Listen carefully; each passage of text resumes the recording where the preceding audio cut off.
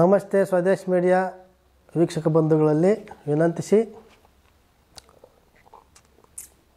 ಮನುಷ್ಯನಿಗೆ ಕಷ್ಟಗಳು, ಕಾರ್ಪಣ್ಯಗಳು, ದುಃಖಗಳು, ದುಮ್ಮಾನಗಳು ಎಷ್ಟು ಬೇಕೋ ಅಷ್ಟು ಲೆಕ್ಕವಿಲ್ಲದಷ್ಟಿದ್ದಾವೆ. ಇಲ್ಲಿ ಮನುಷ್ಯರನ್ನು ಆಳ್ತಕ್ಕಂಥವು ಮಾಟದೋಷ, ಮಂತ್ರದೋಷ ಒಂದು ಕಡೆ ಇಡಿ, ಮಾಟದೋಷ, ಮಂತ್ರದೋಷ, ಯಂತ್ರದೋಷ, ತಂತ್ರದೋಷ ಒಂದು ಕಡೆ ಇಡೋಣ. ಇವಕ್ಕೂ ಮೀರಿದಂಥವು ಪ್ರಕೃತಿನಲ್ಲಿ ನಮಗಿದ್ದಾವೆ. ಈಗ ಹಗಲು ರಾತ್ರಿ ನಿಜ ಇದೆ. ಹಗಲಲ್ಲಿ ನಮ್ಮ ಧೈರ್ಯ, ರಾತ್ರಿ ನಮ್ಮ ಧೈರ್ಯ ಪರೀಕ್ಷೆ ಮಾಡಿಕೊಂಡ್ರೆ ನಮಗೆ ಗೊತ್ತಾಗುತ್ತೆ. ರಾತ್ರಿ ಆದ ತಕ್ಷಣವೇ ನಮ್ಮನ್ನು ನೆಗೆಟಿವ್ ಎನರ್ಜಿಗಳು ಆವರಿಸುತ್ತವೆ ಅಂತ ತಿಳ್ಕೋಬೇಕು. ನೆಗೆಟಿವ್ ಎನರ್ಜಿಗಳು ನಮ್ಮನ್ನು ಆವರಿಸಲಿಲ್ಲ ಅಂದರೆ, ಇವತ್ತು ನಾನು ಸುಮಾರು ಒಂದು 10 ಕಿಲೋಮೀಟ್ರ್ ಸುತ್ತಮುತ್ತ ಹಳ್ಳಿಗಳೆಲ್ಲ ಓಡಾಡ್ಕೊಂಬರ್ತೀನಿ. ಟಾರ್ಚ್ ಇಲ್ಲ, ಏನೋ ಇಲ್ಲ, ಸೂರ್ಯನ ಕಿರಣಗಳಿದ್ದಾವೆ, ಬೆಳಕಿದೆ, ಓಡಾಡ್ಕೊಂಬರ್ತೀನಿ. ಅದೇ ರಾತ್ರಿ 11-12 ಗಂಟೆ ರಾತ್ರಿಗೆ ಅದೇ ಒಂದು 10 ಕಿಲೋಮೀಟ್ರ್ ಸುತ್ತಮುತ್ತ ಊರುಗಳು ನಾನು ಓಡಾಡ್ಕೊಂಬರ್ತೀನಾ ಟಾರ್ಚ್ ಇಲ್ದಿರಾ? ಕಷ್ಟ ಆಗುತ್ತೆ, ಓಡಾಡ್ಕೊಂಬರೋದಕ್ಕಾಗೋದಿಲ್ಲ. ಅಲ್ಲಿ ನಮಗೆ ನೆಗೆಟಿವ್ ಎನರ್ಜಿಗಳು ಆವರಿಸಿರ್ತವೆ ಅಂತಂದು ಅರ್ಥ ಮಾಡ್ಕೋಬೇಕು. ಸೂರ್ಯನ ಕಿರಣಗಳಲ್ಲಿ ಇರ್ತಕ್ಕಂಥ ಬೆಳಕಲ್ಲಿ ನಮಗೆ ಒಳ್ಳೆಯ ಮನಸ್ಥಿತಿ ಇರ್ತದೆ. ಕಿರಣಗಳು ಹೋದ್ಮೇಲೆ ನಮ್ಮ ಮನಸ್ಥಿತಿಗೆ ಧೈರ್ಯ ಕಡಿಮೆ ಆಗ್ತದೆ. ಇಲ್ಲಿ ದುಷ್ಟದೋಷಗಳು ಅಂತ ಹೇಳ್ತಾ ಇದ್ದೀನಿ. ಯಾವ್ಯಾವು? ಎಷ್ಟೋ ಲೆಕ್ಕವಿಲ್ಲದಷ್ಟಿದ್ದಾವೆ. ಯಕ್ಷಿಣಿ ಲೋಕ, ಯಕ್ಷಿಣಿಗಳು, ಮೋಹಿನಿಗಳು, ಅಷ್ಟಗ್ರಹಗಳು, ದುಷ್ಟಶಕ್ತಿಗಳಂದಾಗ ಕೆಲವು ಗ್ರಂಥಗಳಲ್ಲಿ 39 ಲಕ್ಷ ದುಷ್ಟಶಕ್ತಿಗಳಿದ್ದಾವೆ ಅಂತ. ಆದರೆ ಉಲ್ಲೇಖ ಹಂಗಿದೆ, ಲೆಕ್ಕ ಹಾಕಿದಾರೋ ಬಿಟ್ಟಿದ್ದಾರೋ ಗೊತ್ತಿಲ್ಲ. 84 ಕೋಟಿ ಜೀವರಾಶಿಗಳು ಅಂತ ಹೇಳಿದ್ದಾರೆ ಉಲ್ಲೇಖ. ಲೆಕ್ಕ ಹಾಕಿದಾರೋ ಬಿಟ್ಟಿದ್ರೆ ಗೊತ್ತಿಲ್ಲ. ಯಾರನ್ನೇ ಕೇಳಲಿ, ಮಾತು ಬಂದರೆ 84 ಕೋಟಿ ಜೀವರಾಶಿಗಳಲ್ಲಿ ನಮ್ಮದೊಂದು ಜೀವರಾಶಿ ಅಂತ ಅದು ರೂಢಿ ಮಾತು. ಅದು ಲೆಕ್ಕ ಯಾರು ಬರೆದ್ರೂ ಗೊತ್ತಿಲ್ಲ. ಹಾಗೇನೆ 39 ಲಕ್ಷ ದುಷ್ಟಶಕ್ತಿಗಳಿದ್ದಾವೆ ಅಂತ ಉಲ್ಲೇಖ. ಈ ಉಲ್ಲೇಖದಲ್ಲಿ ಈಗ ನಾವು ಸಂಚಾರ ಮಾಡ್ತಾಯಿದ್ದೀವಿ. ಯಾವುದೋ ಒಂದು ದುಷ್ಟಶಕ್ತಿ ಅದು ನಮಗೆ ಎದುರಾಗಿ ಬರ್ತಿರ್ತದೋ ಏನೋ ನಮಗೆ ಗೊತ್ತಿರಲ್ಲ. ಸಂಜೆ 6 ಗಂಟೆ ಮೇಲೆ ಗಂಡು ಮಕ್ಕಳಾಗ್ಬೋದು, ಹೆಣ್ಣು ಮಕ್ಕಳಾಗ್ಬೋದು, ಹೊರಗಡೆ ಆಚೆ ಓಡಾಡಿದ್ರೆ ಎಲ್ಲಿ ಯಾವ ದೋಷ ಇರುತ್ತೋ ಏನೋ ಗೊತ್ತಿಲ್ಲ. ಇಂಥ ದುಷ್ಟಶಕ್ತಿಗಳು, ಅಷ್ಟಗ್ರಹಗಳು, ನವಮೋಹಿನಿಗಳು, ಬಾಲಮೋಹಿನಿಗಳು, ದುಷ್ಟಗ್ರಹಗಳು ಇಂಥವೆಲ್ಲನೂ ಒಂದೊಂದು ಆವರಿಸ್ತವೆ. ಈಗ ಎಕ್ಸಾಂಪಲ್ ಕೊಡ್ತೀನಿ. ಎಷ್ಟೋ ಜನ ನನ್ನ ಹತ್ರ ಬಂದಿರೋರು ಏನು ಹೇಳ್ತಾರೆ ಅಂದರೆ, ಮದುವೆ ಆಗಿರೋರು ಆಗದೇ ಇರೋರು ಕೂಡ ನಾವು ಮಲ್ಕೊಂಡಾಗ ನಮಗೆ ಕನಸು ಬೀಳ್ತದೆ, ಕೆಟ್ಟ ಕನಸು. ನಾವು ಕನಸು ನೋಡ್ಕೊಂಡು ಹೇಳೋಷ್ಟೊತ್ತಿಗೆ ನಮಗೆ ವೀರ್ಯ ಚಲನೆ ಆಗೋಗಿರ್ತದೆ, ಸ್ಖಲನ ಆಗೋಗಿರ್ತದೆ, ಎದ್ದರೆ ಬೇಜಾರಾಗ್ತದೆ. ಹಿಂಗೆ ಕನಸುಗಳು ಬಿದ್ದು ನಮಗೆ ಈ ಥರ ಶರೀರ ಹಾಳಾಗ್ತಿದೆ ಅಂತ. ಚಿಕ್ಕ ವಯಸ್ಸವ್ರು ಕನಸು ಬಂದರೆ ಏನು ಹೇಳ್ತಾರೆ ಅಂದರೆ, ಯೌವನ ಶಕ್ತಿ ಅದು ತುಂಬಿ ತುಣುಕಿದಾಗ ಆಗುತ್ತೆ ಬಿಡು ಅಂತಂದೇಳಿ ಗೋಲಿ ಹೊಡೆಯೋ ಮಾತು ಹೇಳ್ತಾರೆ. ಮದುವೆ ಆಗಿರೋರಿಗೆ ಎಲ್ಲಿ ತುಣುಕ್ತಿರ್ತದೆ? ಮದುವೆ ಆಗಿರೋರಿಗೇನು ತುಣುಕಲ್ಲ, ಅವ್ರಿಗೂ ಸ್ಖಲನವಾಗ್ತದೆ. ಅದು ಸ್ವಪ್ನ ಸ್ಖಲನ ಅಂತ ಹೇಳ್ತೀವಿ. ಸ್ವಪ್ನ ಬಿದ್ದರೆ ಅದು ಯಾಕೆ ಸ್ಖಲನ ಆಗಬೇಕು? ಸಂಬಂಧಪಟ್ಟು ಸ್ಖಲನ ನಾವು ಊಹೆ ಮಾಡ್ಕೊಂಡು ಮಲ್ಕೊಂಡ್ರೆ ಅದೇ ಕನಸು ಬಂದ್ಬಿಡಲ್ಲ, ಸ್ಖಲನ ಆಗಿಬಿಡೋದಕ್ಕೆ. ಅದು ಮೋಹಿನಿ ಕಾಟ ಅಂತ ಹೇಳ್ತದೆ ಶಾಸ್ತ್ರ. ಮೋಹಿನಿ ಕಾಟಕ್ಕೆ ಏನಿದೆಯೋ ಚಿಕಿತ್ಸೆ ಮಾಡಿದ್ರೆ ನಿಂತೋಗ್ತದೆ ಸಮಸ್ಯೆ. ಅದಂಗೆ ನಿಂತೋಗ್ತದೆ? ನಿಲ್ಲಿಸಿದ್ದೀವಿ ನಾವು, ಸ್ವಪ್ನ ಸ್ಖಲನವನ್ನು ನಿಲ್ಲಿಸಿದ್ದೀವಿ. ಹೀಗಾಗಿ ಈ ಮೋಹಿನಿಗಳ ಕಾಟ ವಿಚಿತ್ರವಾಗಿ ಶರೀರದಲ್ಲಿ ಜನಗಳಿಗೆ ಆವರಿಸ್ತಾ ಇದೆ. ಅದು ಸಂಬಂಧಪಟ್ಟ ಸಮಸ್ಯೆಗಳನ್ನು ಉದ್ಭವ ಮಾಡ್ತದೆ. ಈಗ ಇನ್ನೂ ಒಂದು ನಾನು ಇದು ತಿಳಿಸ್ಕೊಡ್ತೀನಿ. ಒಂದಿಬ್ಬರು ಲವರ್ಸ್ ಅಂದ್ಕೊಳ್ಳೋಣ ಎಕ್ಸಾಂಪಲ್ಗೆ. ಮದುವೆ ಆಗಿ ಮಕ್ಕಳಾಗಿರೋರೇ ಡೈವರ್ಸ್ ಕೊಟ್ಕೊಂಡು ಬೇರೆ ಕಡೆ ದಾರಿ ನೋಡ್ಕೊಂಡು ಏನೋ ಅವ್ರ ಜೀವನ ಮಾಡ್ಕೊಂಡು ಹೋಗ್ತಾ ಇದ್ದಾಗ ಈ ಏನೂ ಇಲ್ಲದೆ ಮದುವೆ ಇಲ್ಲ, ಮುಂಜಿ ಇಲ್ಲ, ಒಂದು 3 ತಿಂಗಳು 6 ತಿಂಗಳು ಅವ್ರ ಜೊತೆ ಫ್ರೆಂಡ್ಶಿಪ್ ಇಟ್ಕೊಂಡಿದ್ದೀವಿ, ಟೀಗೆ ಹೋಗಿದ್ವಿ, ಕಾಫಿಗೆ ಹೋಗಿದ್ದೀವಿ, ಇಷ್ಟೇ ನಮ್ಮ ಮಧ್ಯದಲ್ಲಿ ಏನೂ ಇಲ್ಲ ಅಂಥ ಫ್ರೆಂಡ್ಶಿಪ್ಪು ಬಿಟ್ಟೋಗ್ಬಿಟ್ರೆ ಅವರು ಸೂಸೈಡ್ ಮಾಡ್ಕೊಳ್ಳೋ ಮಟ್ಟಕ್ಕೆ ಹೋಗ್ತಾರೆ ನೋಡಿ. ಇದನ್ನೇನಂತ ನಾವು ಅರ್ಥ ಮಾಡ್ಕೋಬೇಕು, ಅವ್ರ ಶರೀರದಲ್ಲಿ ಯಾವುದೋ ಒಂದು ಸೇರಿಕೊಂಡೈತೆ, ಅದು ಅವರನ್ನು ಪ್ರಾಣ ತೆಗಿಯೋದಕ್ಕೆ ಅವ್ರಿಗೆ ಮನಸ್ಸು ಆ ಥರ ಒಲವು ಕೊಡ್ತಿದೆ. 2-3 ತಿಂಗಳು ಅಥವಾ 3 ತಿಂಗಳು 6 ತಿಂಗಳು ಓಡಾಡ್ಬಿಟ್ರೆ ಜೊತೆ ಅವರು ಒಬ್ರಿಗೊಬ್ರು ದೂರ ಆಗಿಬಿಟ್ರೆ ಸೂಸೈಡ್ ಅಟೆಂಪ್ಟ್ ಮಾಡ್ಕೋಬೇಕಾ? ಹಾಗಲ್ಲ, ಅವರಲ್ಲಿ ಇನ್ನೊಂದು ಯಾವುದೋ ಒಂದು ಶಕ್ತಿ ಸೇರ್ಕೊಂಡಿದೆ ಅಂತ ಅದರ ಅರ್ಥ. ಅವ್ರಿಗೆ ಅನಿಸುತ್ತೆ, ಅಯ್ಯೋ ನಾನು ಅವಳಿಲ್ದೆ ನಾನು ಬದುಕಲ್ಲ ಅಂತ, ಇವನು ಅಯ್ಯೋ ಅವನಿಲ್ದೆ ನಾನು ಬದುಕೋಕ್ಕಾಗಲ್ಲ ಅಂತ ಅವಳು. ಈ ಥರ ಮನಸ್ಥಿತಿಗಳು ಬರ್ತವೆ ನಮ್ಮ ಹತ್ರ. ಎಷ್ಟು ಹೇಳ್ತೀರಾ? ಯಾರು ಹೇಳೋರು ಅವ್ರಿಗೆ ಬುದ್ಧಿ? ನಿಮ್ಮ ಕೈಯಲ್ಲಿ ಆಗುತ್ತಾ ಅವ್ರಿಗೆ ಬುದ್ಧಿ ಹೇಳೋಕ್ಕೆ? ತಂದೆ ತಾಯಿನೇ ಪಲ್ಟಿ ಹೊಡೆದಿರ್ತಾರೆ ಅಂಥ ಮಕ್ಕಳಿಗೆ ಬುದ್ಧಿ ಹೇಳೋಕ್ಕೆ ತಂದೆ ತಾಯಿ ಪಲ್ಟಿ ಹೊಡೆದು 7 ಪಲ್ಟಿ ನಮ್ಮ ಹತ್ರ ಬರ್ತಾರೆ. ಯಾಕಪ್ಪ ನೀವು ಬುದ್ಧಿ ಹೇಳಿಲ್ಲ ಅಂದ್ರೆ, ಅಯ್ಯೋ ಸ್ವಾಮಿ 7ನೇ ಪಲ್ಟಿ ಹಾಕಿ ನಾನು 8ನೇ ಪಲ್ಟಿಗೆ ನಿಮ್ಮ ಹತ್ರ ಬಂದಿದ್ದೀನಿ. ನಾವು ಎತ್ತು ಮಕ್ಕಳೇ ನಮ್ಮ ಮಾತು ಕೇಳ್ತಾ ಇಲ್ಲ.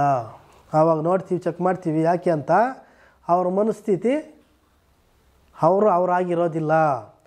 ಅವರಲ್ಲಿ ಇನ್ನೊಂದು ಶಕ್ತಿ ಇರ್ತದೆ, ಆ ಶಕ್ತಿ ಅವರನ್ನು ಆಳ್ತಿರ್ತದೆ. ಅವ್ರ ಮನಸ್ಥಿತಿಗಳನ್ನ ಬದಲಾವಣೆ ಮಾಡಿ ಆ ಥರ ಮಾಡಿ ಕೊನೆಗೆ ಸೂಸೈಡ್ ಅಟೆಂಪ್ಟ್ಗೆ ಹೋಗ್ತವೆ. ಆಗಿರೋ ಎಷ್ಟೋ ನಿದರ್ಶನಗಳು ನನ್ನ ಹತ್ರ ಇದ್ದಾವೆ. ಅವನಿಲ್ಲ ಅಂದರೆ ನಾನು ಸತ್ತೋಗ್ತೀನಿ ಅಂತಂದು ನೇಣು ಹಾಕ್ಕೊಂಡು ಉಯ್ಯಾಲಾಡಿರೋ ನಮ್ಮ ಹತ್ರ ಇದ್ದಾವೆ, ದಾಖಲೆಗಳು ಇದ್ದಾವೆ. ಅವರು ಅಷ್ಟೇ, ಇವರು ಅಷ್ಟೇ, ಗಂಡು ಮಕ್ಕಳು ಅಷ್ಟೇ. ಮೊನ್ನೆ ಒಬ್ಬ ಬಂದಿದ್ದಾನೆ, ಅಯ್ಯೋ ಒಳ್ಳೆ ಗಟ್ಟಿಮುಟ್ಟಾಗಿ ಒಂದು ಫೋಟೋ ತೋರಿಸ್ತಾನೆ, ಸ್ವಾಮಿ 3 ತಿಂಗಳಿಂದ ಆಚೆ ನಾನು ಈ ಥರ ತಯಾರಾಗಿದ್ದೀನಿ, ಈ ಥರ ತಯಾರಾಗಿದ್ದಾನೆ. ಏನಪ್ಪ ನಿನಗೆ ರೋಗ ಅಂದರೆ? ನನಗೇನು ರೋಗ ಇಲ್ಲ ಸ್ವಾಮಿ, ಒಂದೇ ರೋಗ. ನನ್ನ ಹುಡುಗಿ 4 ತಿಂಗಳು, 1 ವರ್ಷದ ಮೇಲೆ 4 ತಿಂಗಳೇನೋ ನನ್ನ ಜೊತೆ ಇದ್ಲು, ಎಲ್ಲ ಓಡಾಡಿದ್ವಿ, ಮಾಡಿದ್ವಿ, ಮಟ್ಟಿದ್ವಿ, ಎಲ್ಲ ಆಯಿತು. ಆಮೇಲೆ ನಾವು ಆಚೆ ಈಚೆ ಏನೂ ಹೋಗಲೇ ಇಲ್ಲ, ಮೆಸೇಜು ಅದು ಇದು ಅಷ್ಟೇ. ಅವ್ರ ಮನೆಯಲ್ಲಿ ತಿಳಿದುಬಿಟ್ಟು ಆ ಹುಡುಗಿದು ಫೋನ್ ಕಿತ್ಕೊಂಡ್ಬಿಟ್ಟಿದ್ದಾರೆ, ಆ ಹುಡುಗಿನ ಬಂದ್ ಮಾಡಿಬಿಟ್ಟಿದ್ದಾರೆ. ನಾವು ಇಂಟ್ರ್ ಕ್ಯಾಸ್ಟು, ಅದಕ್ಕೀಗ ನನಗೆ ಊಟ ಸೇರ್ತಾ ಇಲ್ಲ, ತಿಂದರೆ ವಾಮಿಟ್ ಬರ್ತದೆ. ಯಾಕೆ? ಆ ಹುಡುಗಿ ನನ್ನ ಹತ್ರ ಇಲ್ಲ, ನನ್ನ ಫೋನ್ ಕಾಲಲ್ಲಿಲ್ಲ, ದೂರ ಆಗಿಬಿಟ್ಲಲ್ಲ ಅಂಥೇಳಿ, ಇನ್ನು ನನಗೆ ಸಿಗ್ತಾಳೋ ಇಲ್ಲ ಅಂಥೇಳಿ ನಾನು ಊಟ ಬಿಟ್ಬಿಟ್ಟಿದ್ದೀನಿ. ಅದಿಲ್ಲದಿದ್ರೆ ಇನ್ನೊಂದು ಆಯ್ತು ಹೋಗಪ್ಪ, ಅರೇಂಜ್ ಮ್ಯಾರೇಜ್ಗೆ 1000 ಹೆಣ್ಣುಗಳು, ಪ್ರೀತಿ ಮಾಡಿದರೆ ಒಂದೇ ಹೆಣ್ಣು, ಪ್ರೀತಿ ಮಾಡಿ ಒಂದೇ ಹೆಣ್ಣು. ನಿನಗೆ ಅರೇಂಜ್ ಆದರೆ ನೀನು ಆಯ್ಕೆ ಮಾಡ್ಕೋ, ಸೆಲೆಕ್ಟ್ ಮಾಡ್ಕೋ, ಅಷ್ಟು ಚಾನ್ಸ್ ಇದೆ ನಿನಗೆ. 1000 ಲಕ್ಷ ಹೆಣ್ಣುಗಳು ನೋಡ್ಕೋ, ಅದಕ್ಕಿಂತ ಜೋರಾಗಿರೋದು ಸೆಲೆಕ್ಟ್ ಮಾಡ್ಕೋ. ಅದು ಅರೇಂಜ್ ಮ್ಯಾರೇಜಲ್ಲಿ ನಿನ್ಗೆ ಅಷ್ಟು ಚಾನ್ಸ್ ಇದೆ. ಹೋಗಿ ಆಯ್ಕೆ ಮಾಡ್ಕೋ, ಹೋಗು, ಮಾರ್ಕೆಟ್ ಇದೆ, ಹೋಗಿ ಮಸ್ತ್ ಮಾರ್ಕೆಟು, ಹೋಗ್ಕೋ. ಒಳ್ಳೆ ಗುಣ ನಡತೆ ಇರ್ತಕ್ಕಂಥ ಹೆಣ್ಣುಗಳು ಮಸ್ತಿದ್ದಾವೆ, ಹೋಗ್ಕೋ. ಪ್ರೀತಿ ಲವ್ ಅಂದರೆ ಒಂದೇ ಒಂದಿದೆ, ಅದು ಒಳ್ಳೆಯದೋ ಕೆಟ್ಟದ್ದೋ, ನಾಳೆ ದಿನದಲ್ಲಿ ನೀನು ಏನು ಮಾಡ್ತದೋ ಏನೋ ಗೊತ್ತಿಲ್ಲ, ತಗೊಳಕ್ಕೊಂಬೇಡ.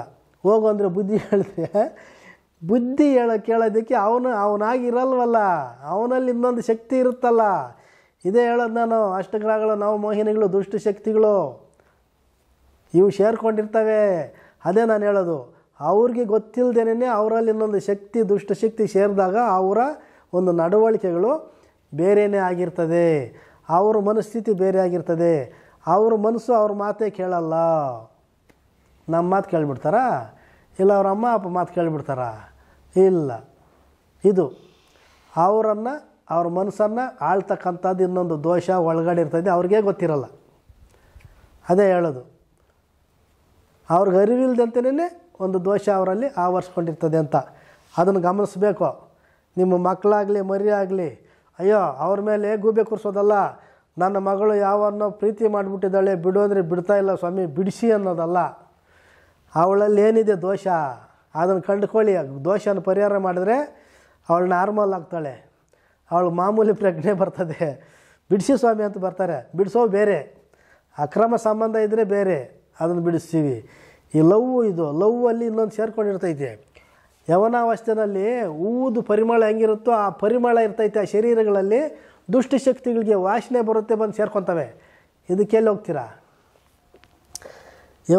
ಯವನ ಶರೀರದಲ್ಲಿ ಎಲ್ಲ ಹೊಸ ಸ್ಮೆಲ್ಲು, ಹೊಸ ಉರುಪು, ಹೊಸ ಚೈತನ್ಯ ಎಲ್ಲ ಹೊಸದಿರುತ್ತೆ. ಅಲ್ಲಿ ದುಷ್ಟ ದೋಷಗಳು ಸೇರ್ಕೊಳ್ಳೋದಕ್ಕೆ ಒಂದು ದಾರಿ ಅಂಥದ್ದು ನೋಡ್ಕೊಂಡು, ಆ ಥರ ನಿಮ್ಮ ಮನಸ್ಥಿತಿಗಳು ನಿಮಗೆ, ನೀವು ಆ ಸ್ಥಿತಿಯಲ್ಲಿ ಯಾರಾದರೂ ಈ ಥರ ಇದ್ದರೆ ನಿಮ್ಮ ಮನಸ್ಥಿತಿಗಳು ಸುಮ್ಮನೆ ಕೋಪ ಬರ್ತದೆ, ಸುಮ್ಮನೆ ಗಲಾಟೆ ಮಾಡ್ಕೊತೀರಾ, ಸುಮ್ಮನೆ ಏನು ಅವ್ರ ಮಾತು ಕೇಳಬೇಕಾದ್ರೆ ನಾನು ಅನ್ನೋ ಛಲ ಬರ್ತದೆ, ಅಹಂಕಾರ ಬರ್ತದೆ, ನಿಮ್ಮ ಒಂದು ಆಲೋಚನೆಗಳೇ ಬೇರೆ ಇರ್ತದೆ.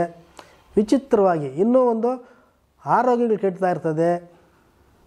ವಿಚಿತ್ರವಾದ ಸ್ವಭಾವಗಳು ಮನುಷ್ಯನಲ್ಲಿ, ಹೆಣ್ಮಕ್ಳಲ್ಲಿ ಗಂಡು ಮಕ್ಕಳಲ್ಲಿ ಯಾರಿಗೇ ಆಗಲಿ ನಮಗೆ ಅರಿವಿಲ್ಲದಂಥ ರೀತಿಯಲ್ಲಿ ಯಾವುದೋ ಒಂದು ದುಷ್ಟಶಕ್ತಿ, ಲೆಕ್ಕವಿಲ್ಲದಷ್ಟು ದುಷ್ಟಶಕ್ತಿಗಳಿದ್ದಾವೆ. ಅವು ಆವರಿಸಿದ್ರೆ ಗಾಳಿ, ಗ್ರಹಗಳು, ಯಕ್ಷಿಣಿಗಳು, ಮೋಹಿನಿಗಳು ಎಷ್ಟೋ ಲೆಕ್ಕವಿಲ್ಲದಷ್ಟು ಯಾವುದೋ ಒಂದು ಆವರಿಸ್ಕೊಂಡ್ಬಿಟ್ಟಿರ್ತದೆ, ನಮಗೆ ಗೊತ್ತಿರಲ್ಲ. ಕೆಲವರು ನೋಡು, ಸ್ವಾಮಿ ನಾನು ದಿವಸಕ್ಕೆ ಒಂದು 10 ಟೈಮ್ ಊಟ ಮಾಡ್ತೀನಿ, ಹೊಟ್ಟೆ ಶೀತನೇ ಇರ್ತದೆ, ಹೊಟ್ಟೆನೇ ತುಂಬಲ್ಲ, ತೃಪ್ತಿನೇ ಆಗಲ್ಲ, ತಟ್ಟೆ ತಿಂತೀನಿ, ಇಷ್ಟು ತಟ್ಟೆ ತುಂಬ ಅನ್ನ ತಿಂದು 5 ನಿಮಿಷ ಮತ್ತೆ ತಿನ್ನಬೇಕು, ತಿಂದು ತೇಗ್ತಾರೆ. ಆದರೆ ದಿನಕ್ಕೆ 1 ಸಾರಿ ಅಥವಾ 2 ದಿನಕ್ಕೆ 1 ಸಾರಿ ಟಾಯ್ಲೆಟ್ ಮಾಡ್ತಾರೆ. ಇದೇನು ಗ್ರಾಚಾರ ಇದು? ತಿಂದಿದ್ದೆಲ್ಲ ಎಲ್ಲೋಯ್ತು? ನಾನು ಕೇಳ್ತೀನಿ, ಎಷ್ಟು ಸಾರಿ ತಿಂತೀನಿ? ಅವ್ರನ್ನ ಕೇಳಿದ್ರೆ ಈಗ ನಂಬಲ್ಲ ನಾನು. ಇನ್ನೂ ಅವ್ರ ಮನೆಯಲ್ಲಿ ಬಂದಿರ್ತಾರೆ, ಅವ್ರನ್ನ ಕೇಳ್ತೀನಿ, ನಿಜವಾ ಅಂತ. ಅಯ್ಯೋ ಸ್ವಾಮಿ, ನಮಗೆ ಬೇಯಿಸಿ ಹಾಕೋದೇ ಕಷ್ಟ ಆಗೈತೆ, ತಿಂದಿದ್ದು ಎಲ್ಲೋಗ್ತದೋ ಏನೋ ಕೇಳ್ತೀನಿ ನಾನು. ಟಾಯ್ಲೆಟ್ಗೆ ಎಷ್ಟು ಸಾರಿ ಹೋಗ್ತೀಯ ಅಂದರೆ, ನಾನು ಹೋಗೋದು 1 ಸಾರಿ 1 ದಿವಸಕ್ಕೆ ಅಥವಾ 2 ದಿವಸಕ್ಕೆ 1 ಸಾರಿ. ಏನೋ ಆಯ್ತು ಗ್ರಾಚಾರ. ಎಲ್ಲೋ ಸರಿಯಾಗಿರೋದು ಬಡ್ಕೊಂಡೈತೆ, ಅದು ಇಕ್ಕೊಳ್ತೈತೆ ಎಲ್ಲ ಎದೆ ಮೇಲೆ ತಂದಿದ್ದೆಲ್ಲ ಆಹಾರ ಪದಾರ್ಥಗಳು. 10 ಜನ ತಿನ್ನೋದನ್ನು ಒಬ್ಬನ ತಿಂದಾಕ್ಬಿಟ್ರೆ ಸಂಸಾರ ಇರ್ತೈತೆ ಅಲ್ಲಿ. ಆವಾಗ ನೋಡಿ ಚೆಕ್ ಮಾಡಿ ಅದಕ್ಕೇನು ಬೇಕೋ ಮಾಡಿ ಉಗಿದು ಅದನ್ನು ಆಚಿಕೆ ಹಾಕಿ ನಾರ್ಮಲ್ ಮಾಡಿ ಅದಕ್ಕೇನು ಬೇಕೋ ಮಾಡ್ತೀವಿ. ನಮ್ಮ ಭೂತವೈದ್ಯದ ಪದ್ಧತಿಯಲ್ಲಿ ಏನು ಮಾಡಬೇಕು, ಪೂಜೆನೋ ಪುನಸ್ಕಾರನೋ ಏನರಲ್ಲಿ ಹಾಕಬೇಕು ಹಾಕಿ ಉಗಿದತ್ತು ಕಳಿಸ್ತೀವಿ ಅದನ್ನು. ಹಾಗೆ ಇಲ್ಲಿ ದುಷ್ಟಶಕ್ತಿಗಳ ಆವಾಹನೆ ನಮ್ಮ ಶರೀರದಲ್ಲಿ ಹೋದಾಗ ನಮಗೆ ಗೊತ್ತಿರೋದಿಲ್ಲ, ಅರ್ಥ ಆಗಲ್ಲ, ನಮ್ಮ ಮಾತು ನಾವು ಕೇಳಲ್ಲ. ವಿಚಿತ್ರವಾದ ಸ್ವಭಾವಗಳಲ್ಲಿ ಇರ್ತೀವಿ ನಾವು. ಮನೆಗಳಲ್ಲಿ ಹಂಗಂಗೆ ಕಿತ್ತಾಡ್ತಾ ಇರ್ತಾರೆ, ಅವ್ರ ಸ್ವಭಾವಕ್ಕೆ ಅರ್ಥನೇ ಗೊತ್ತಿರಲ್ಲ. ಇಂಥ ಸಮಸ್ಯೆಗಳಲ್ಲಿ ಯಾರಾದರೂ ಇದ್ದರೆ ನೀವು ಒಂದು ಸಾರಿ ಪಂಡಿತರನ್ನ ಸಂದರ್ಶನ ಮಾಡಿ, ಅಥವಾ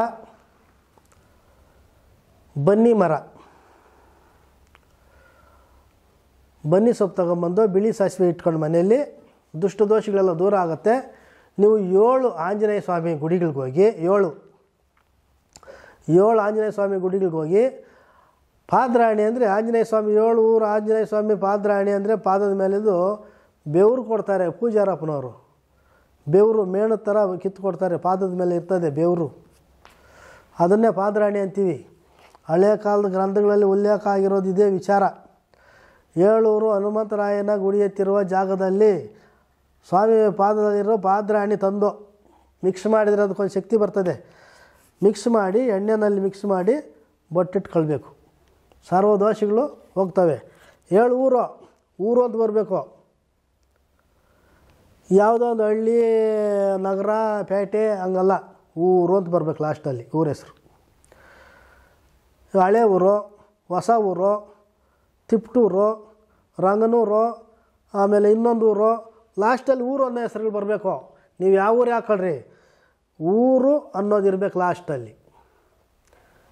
ಈಗ ನಮ್ಗೆ ಹತ್ರದಲ್ಲಿ ದೊಡ್ಡಲ್ಲೂರು, ಚಿಕ್ಕಲ್ಲೂರು, ಹಳೆ ಊರು, ಆಮೇಲೆ ಚಿಕ್ಕಯ್ಯೂರು, ದೊಡ್ಡಯ್ಯೂರು ಹಿಂಗೈತೆ. ನಾವು ಈ ಸೆಂಟ್ರಲ್ಲಿರೋರು. ಸಿಟಿಗೆ ಹೊಲ್ಲಹಳ್ಳಿ, ನಮ್ಮದು ಹೊಸಕೋಟೆ ತಾಲೂಕು. ಹೀಗೆ ಊರು ಅಂತ ಬರೋ ಊರುಗಳು 7 ಊರಲ್ಲಿ ಆಂಜನೇಯ ಸ್ವಾಮಿ ಗುಡಿನಲ್ಲಿ ಹೋಗಿ ಪೂಜಾರಿ ಅಪ್ಪನವ್ರಿಗೆ ಹೇಳಿ ಅಲ್ಲಿ ಪಾದರಾಣಿ ಅಂದರೆ ಪಾದದ ಬೆವರು ತಗೊಂಬಂದು ಅದನ್ನು ಒಳ್ಳೆಣ್ಣೆಯಲ್ಲಿ ಮಿಕ್ಸ್ ಮಾಡಿ ಕಾವು ರೂಪದಲ್ಲಿ ಲೇಪನ ಮಾಡ್ತಾ ಧರಿಸ್ತಾ ಇದ್ದರೆ ಯಾವುದು ದುಷ್ಟಶಕ್ತಿ ಇದ್ದರೂ ಹೋಗ್ತದೆ ದೂರ. ಅದಕ್ಕೆ ನೇಮ ನಿಷ್ಠೆ ಇದ್ದು ಮಾಡಬೇಕು. ನೇಮ ನಿಷ್ಠೆ ಇಲ್ಲದೆ ನೀವು 16 ಊರುಗಳದ್ದು ತಗೊಂಬಂದು ಹಾಕಿದ್ರೂ ನೇಮ ನಿಷ್ಠೆ ಇರಲ್ಲ. ನೇಮ ನಿಷ್ಠೆ ಇದ್ದು ಮಾಡ್ಕೊಬೇಕು. ಮಾಡ್ಕೊಂಡ್ರೆ ತುಂಬ ಪವರ್ಫುಲ್ಲಾಗಿ ದುಷ್ಟಶಕ್ತಿಗಳನ್ನು ದೂರ ಮಾಡ್ಕೊಳ್ಳೋದಕ್ಕೆ ಅನುಕೂಲ ಆಗುತ್ತೆ. ಹಾಗಾಗಿ ಮನಸ್ಥಿತಿಗಳು, ಜೀವನಗಳು ಕೆಡಿಸ್ಕೊಳ್ದೆ ಗೊತ್ತಿಲ್ಲದೆ ಇರ್ತಕ್ಕಂಥ ವಿಚಾರ ಜನಗಳಿಗೆ ಗೊತ್ತು ಮಾಡಬೇಕು ಅನ್ನೋದೇ ನಮ್ಮ ಗುರಿ. ದುಷ್ಟಶಕ್ತಿಗಳು ಆವರಿಸಿ ಮಕ್ಕಳಿಗೆ ತೊಂದರೆಗಳು, ತಾಪತ್ರೆಗಳನ್ನು ಮಾಡಿ ಅವ್ರ ಜೀವನಗಳನ್ನು ಹಾಳು ಮಾಡ್ತಿರ್ತವೆ.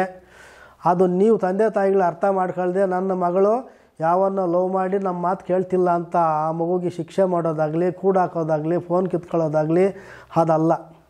ಮಗ ತಪ್ಪು ಮಾಡಿಬಿಟ್ಟ ಯಾರೋ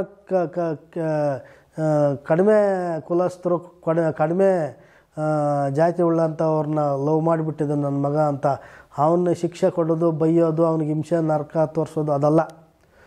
ಅವ್ರ ಒಳಗಡೆ ಇಂಥ ದುಷ್ಟ ದೋಷಗಳು ಸೇರಿದಾಗ ದುಷ್ಟ ಬುದ್ಧಿಗಳು ಉತ್ಪತ್ತಿ ಆಗ್ತದೆ, ದುಷ್ಟ ಸ್ವಭಾವ ಉತ್ಪತ್ತಿ ಆಗ್ತದೆ.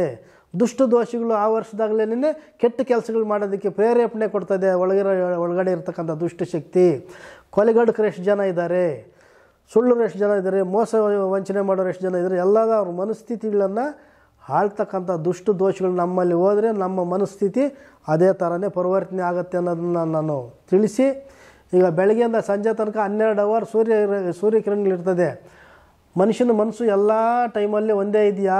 ಇಲ್ಲ, ಮನಸ್ಥಿತಿಗಳು ಬದಲಾವಣೆ ಆಗ್ತಾ ಇರ್ತೈತೆ. ಕಾರಣ ಏನು ಅಂದರೆ ಸೂರ್ಯ ಒಂದು ರಾಶಿನಲ್ಲಿ ಇರೋದಿಲ್ಲ, 12 ರಾಶಿನಲ್ಲಿ ಚಲನೆ ಆಗ್ತಾ ಆಗ್ತಾ ಆಗ್ತಾ ಆಗ್ತಾ ನಮ್ಮ ಹೆಸರು ಬಾಲಕ್ಕೆ ಏನು ಬರ್ತಾನೋ ಆವಾಗ ನಮ್ಮ ಮನಸ್ಥಿತಿ ಚೇಂಜ್ ಆಗೋದು. ಇದು ಒರಿಜಿನಲ್. ನಿಮ್ಮನ್ನು ನೀವು ಗಮನಿಸಲ್ಲ, ನಿಮ್ಗೆ ಅರ್ಥ ಆಗಲ್ಲ. ನಾವು ಗಮನಿಸಿರೋ ಅವ್ರು ಹೇಳಿದ್ರೆ ನಿಮಗೆ ತಲೆ ಗಂಟಲ್ಲ, ಅದು ನಿಮ್ಮ ಕರ್ಮ, ಏನೂ ಹೇಳೋಕ್ಕಾಗಲ್ಲ. ನಮ್ಗೆ ಗೊತ್ತಿರೋದನ್ನ ನಾವು ತಿಳಿಸ್ಬೇಕು ಅನ್ನೋ ನಿಟ್ಟಲ್ಲಿ ಈ ವಿಚಾರಗಳನ್ನು ಹೇಳ್ತೀವಿ. ಅರ್ಥ ಮಾಡ್ಕೊಳ್ಳೋಂಥ ಇದ್ರೆ ಮಾಡ್ಕೊಳ್ಳಿ. ಮಕ್ಕಳಿಗೆ ತುಂಬ ಹಿಂಸೆ ಕೊಡೋಕ್ಕೆ ಹೋಗಬೇಡಿ ದಯವಿಟ್ಟು. ಮಾನಸಿಕವಾಗಿ ಯಾರಾದರೂ ಆ ಥರ ಹಿಂಸೆಗೊಳಗಾಗಿದ್ದರೆ, ಅನಾರೋಗ್ಯ ಆಗಿರ್ಬೋದು, ಮಾನಸಿಕ ಆಗಿರ್ಬೋದು, ಯಾವುದೇ ಒಂದು ರೀತಿಯಲ್ಲಿ ಸಮಸ್ಯೆಗೀಡಾಗಿದ್ದರೆ ಅರ್ಥ ಮಾಡ್ಕೊಂಡು ಗೊತ್ತಿರ್ತಕ್ಕಂಥ ಪಂಡಿತರುಗಳಿಗೆ ಹೇಳಿ ಮಕ್ಕಳನ್ನ ರಕ್ಷಣೆ ಮಾಡ್ಕೊಳ್ಳೋದನ್ನು ನೀವು ಅರ್ಥ ಮಾಡ್ಕೊಳ್ತೀರಂತ ಹೇಳ್ತಾ ಈ ಎಪಿಸೋಡನ್ನು ಮುಗಿಸ್ಕೊಡ್ತಾಯಿದ್ದೀನಿ.